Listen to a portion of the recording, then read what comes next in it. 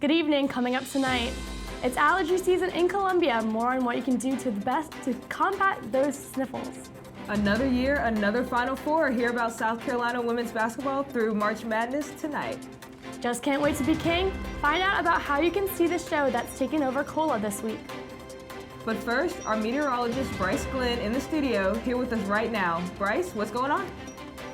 Well, it was nice and chilly today in the capital city, and those nice temperatures probably stick around for a couple more days. Stay tuned for a look at tonight's forecast on SGTV Student News at 7.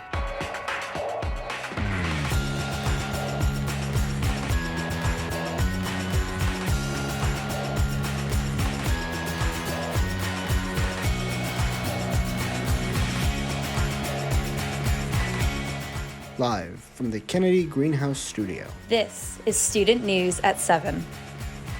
Good evening, Carolina. I'm Daukshus. And I'm Courtney Hollmon. Thanks for joining us tonight.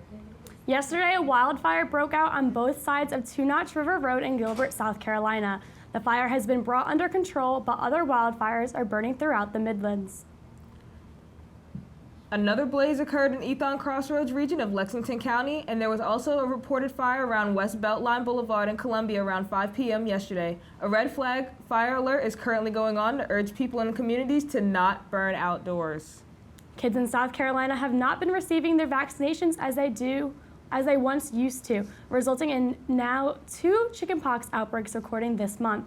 According to DHEC, the disease is preventable with vaccinations, but some children may not be of age to receive the shot. Public Health Director at DHEC, Dr. Brandon Taxler, said, quote, "It's concerning because very recently, within a very short time period, within about a week, we had 2 different ends of the state, 2 outbreaks reported." If you're interested in receiving the vaccine against chickenpox or any other vaccine, including pneumonia, tetanus, or flu, you can easily call and make an appointment at one of DHEC's county health departments. The number is 1-855-472-3432. A nonprofit blood center called The Blood Connection will now be a blood provider for prison health hospitals located in the Midlands. Delisa English, president and CEO of The Blood Connection, says, "The pandemic taught her exactly how important it is to adjust," saying, quote, "The connection has proven its ability to do that and is proud to now serve the Prisma Health facilities to help ensure there are enough blood products to help any patient here," end quote. According to Prisma Health, this addition will strengthen its community ties here in the Midlands to participate in the blood drive Wednesday, April 20th from 11 a.m. to 4 p.m. Visit their website at www.thebloodconnection.org.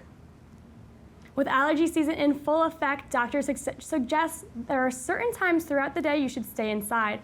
Pollen counts are higher during the afternoon, which could be a good time to take a break from outdoor activities and retire inside. If you do suffer from allergies, Dr. Sarah Bolston says, quote, "You do not want to wait for symptoms to start to take your allergy medication. You want to take them before the allergy season starts and before spending long periods of time outside," end quote. This past weekend, pollen counts were high around the Carolinas. The Columbia pollen count was a high this weekend, and will continue to be raised throughout the week. I have felt the pollen. I have felt the allergies. Girl, you ain't gotta tell me. When I'm walking to class, that pollen kicks in, I'm just like, wow. And I'm all sniffly in class. Exactly, but gotta be a good student. Gotta go to class. I'm ready for the pollen to go away. Most definitely. Coming up, the latest in Carolina sports with Myra Salters. Stay close. Welcome back, everyone. SGTV sports anchor Myra Salters has all of the women's NCAA tournament updates for you as of U of SC. Myra? Hey guys, we are back in the studio today with more March Madness updates. The women's basketball team defeated UNC Chapel Hill in the Sweet 16 and the Carolina Blue Jays in the Elite 8. The match-off against Chapel Hill and Creighton were both competitive matchups for the Gamecocks. These two knew how to move the ball offensively, which is something Carolina seems to struggle with, especially when playing against Chapel Hill on Friday. In this game, the Tar Heels' field goal percentage compared to the Gamecocks was a shocking 46.2% to 33.3%. As concerning as that sounds, what secured their spot moving forward was their three-point and free throw percentage. Aaliyah Boston, Camila Cordoso, Destiny Henderson, and Zaya Cook have been those power players who consistently make their free throws as well as shooting the ball. In the post-practice interview on Saturday, head coach Staley talked about how this team continues to push forward when they too get messy on the court. We don't get here without Victoria.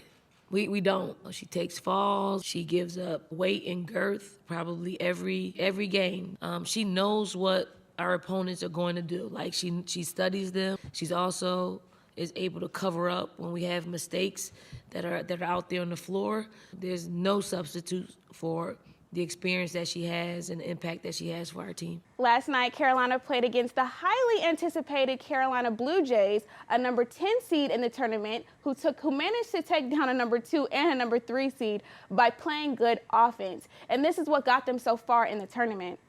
In their play against Carolina last night, they appeared to only be focused in defending Carolina's tallest players and neglected to prepare for Carolina's skill. They too fell last night with a score of 50-80. This means the Gamecocks will be moving on to the Final Four in Minneapolis next weekend. Carolina will be playing against Stanford on Friday. The time is to be announced. SGTV will be traveling to Minnesota as well to cover the gameplay this weekend, so be sure to watch out for updates on our Instagram, Twitter, and YouTube.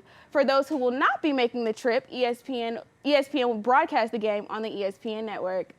That's all for the NCAA updates this week. Make sure you follow SGTV's sports branch for continuous updates. Back to you, Courtney. Thanks, Myra. Coming up, hear about what's roaring into Columbia this week. Stay tuned. Welcome back. Joining me now is entertainment reporter Jahleel Johnson to talk about this week's events. What do you have for us this week? Need some pick-me-ups this week? Hakuna Matata.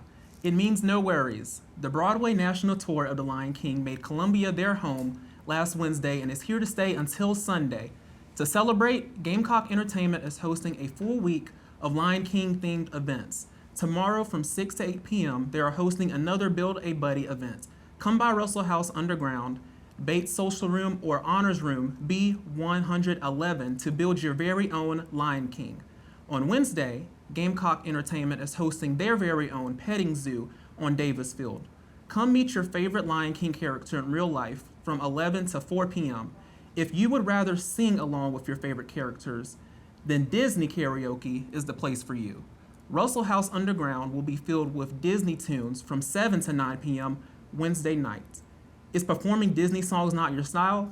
Well, maybe you'll rather watch from the audience. Thursday After Dark gives you the opportunity to see the National Tour Lion King for free. The show starts at 7:30 in the Kroger Center, but be sure to arrive early because there is limited seating. The best news of all is that all of the events are free with your Carolina card. Grab Timon, Pumbaa, and all of your friends for the free fun. I love that they're able to bring all of these events to rely around The Lion King. And yeah, what a fun movie, and I want to go see it on Broadway. You'll so see bad. me at all the events except the karaoke because I can't sing to save my life. That's all we have for your entertainment news tonight. Coming up after break, Bryce Glen has this week's weather forecast, so stay close. Welcome to Columbia's favorite weather segment. I'm meteorologist Bryce Glen, and we're going to jump right in with our weather headlines. To start off with, this week, I know it's chillier today, and those cool temperatures will continue to dip until Wednesday. Then we'll see a sharp spike in temperatures on Wednesday. Some more showers will show up Thursday, and then a cold front will show up directly after that, starting on Friday. Today in South Carolina, or tomorrow, I should say, in South Carolina, it'll be nice and chilly once again in the low 60s across the upstate. As we move down to the Midlands, a little bit cooler, 62 in Florence, 64 in Columbia, 63 in Sumter, same idea in Orangeburg and Aiken. As we move along the coast, a lot cooler in Myrtle Beach at 55. Little average temperatures in Charleston and Hilton Head right around the mid-60s. Right now in Columbia is a cool and comfortable 65 degrees. Feels like 65, no wind chill going on there. We have a wind from the west at 5 miles per hour, however. Humidity very dry out there at 25%. Clear skies, local time 7:13 p.m. and our sunset is in just a little while at 7:46.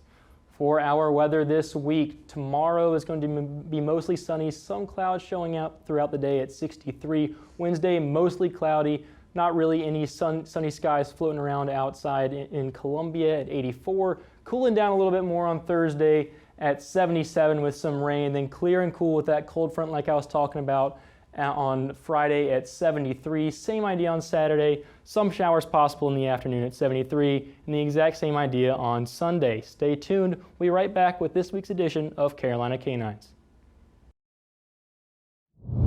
And finally tonight's Carolina Canine features Cooper, sent in by U of SC student Kat Knott. Don't be fooled by the lion's mane, because Cooper is an adorable German Shepherd Lab mix that clearly can't wait to be king. He loves getting on the couch when he is not supposed to, loves taking walks to see everyone, and making sure everyone he passes on those walks stops to pet him. How fitting for Lion King Week! Lion King Week, and in a lion costume. There's nothing better. Is he the star of the show? I think so. I think so. That's all we have for you tonight's edition of Student News at 7. Be sure to follow us on Instagram, Twitter, and Facebook at SGTV at USC. To keep up with all of our content, be sure to also visit us online at sgtvonline.com. For SGTV News 4, I'm Courtney Hollmon. And I'm Daukshus. From all of us here at SGTV, have a great night, Carolina, and Forever TV.